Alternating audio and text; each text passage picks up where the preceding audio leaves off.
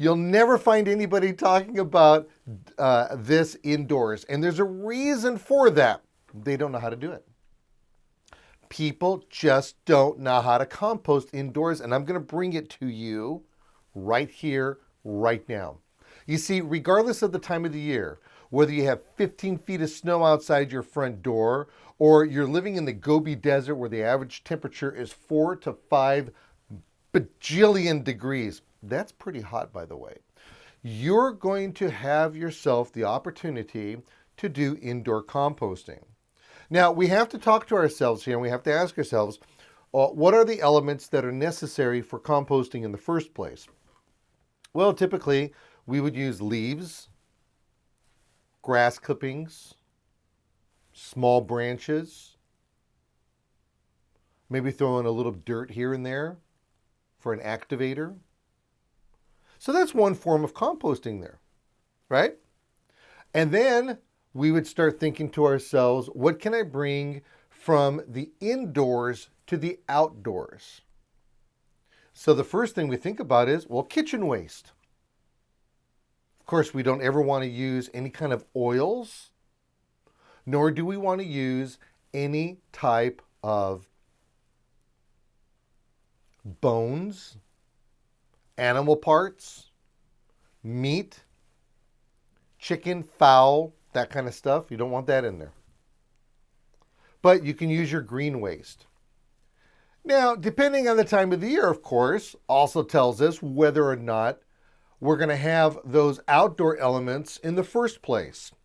And oddly enough, you probably have enough waste in your kitchen that you can use to make compost. Now, what we're going to do is we're going to start off with a bucket of some sort. And it could be a regular bucket. I have in front of my big schnoz over here. It's a clear container. Technically speaking, it's not clear. It's colorless. Big difference. And then what you're going to do, it's just it's a 8-inch by 10-inch container that's about 6 inches deep. You can start small like this. This is right here something that could actually fit underneath your kitchen sink.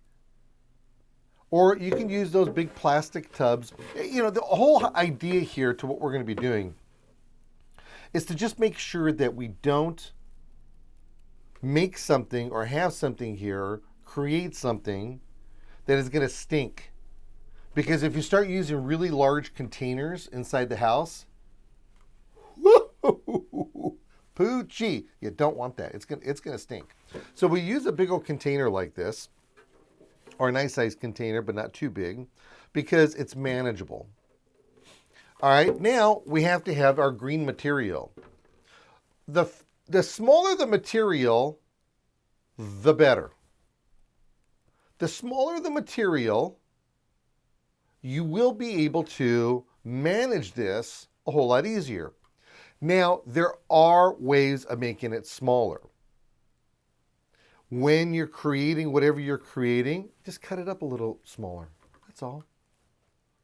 Now, there is a company that I know of, and I can't remember their name right now. Oh, a nice family company where they have this composting thing where you take and you throw your green waste in there, and then you turn a lever, and it has these big teeth that just kind of crunch away at it, and just, it's really cool. So that's another way, that's another way of doing it. And then it dumps it all into a little bin, and you pull the little bin out, and then you throw it into your compost pile outside. But you don't have to go outside because we're doing this indoors, aren't we? Because that's the whole idea of this concept. So anyway, we're going to get a container like this. You start putting it in here. It's going to generate enough juice on its own. Now, you just don't want to throw stuff in here and then walk away. It's going to start stinking. It'll start stinking within 24 hours. So what we do is that we're going to introduce a form of composting, but we're going to put the word vermi in front of it. It has nothing to do, I didn't say varmin, vermi.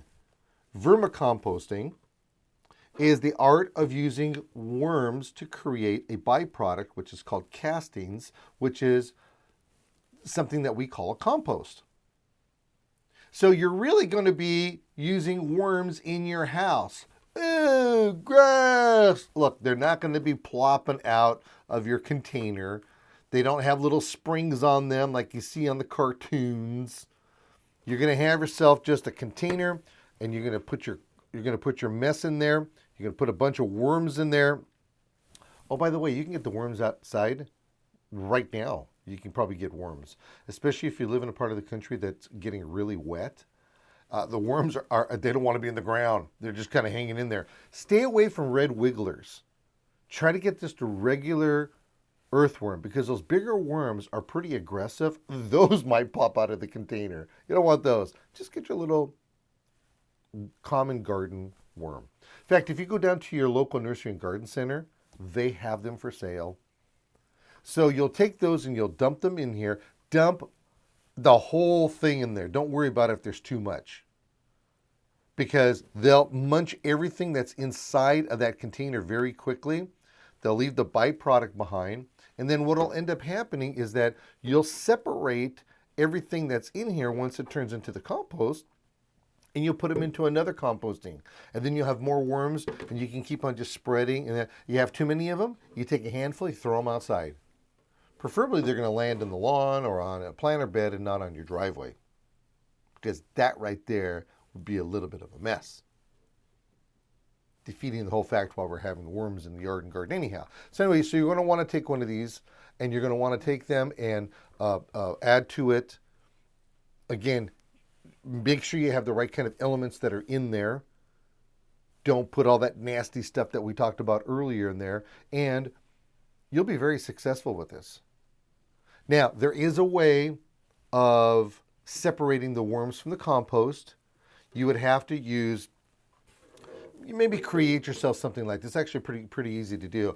Get yourself some like 3/8 inch mesh, and get a frame, or make a frame out of a pallet or something, and then tack the mesh underneath it. You'll have a little bit of a lip on there, and then you'll take what's inside the container and you put it inside, and you go back and forth like this, and you're going to be screening the soil, and it will go down into another container of some sort. What will be left behind is the stuff that the worms didn't eat, and what will be left behind is are the worms. And then you just recycle and put this all together. It's really a good project for you to handle.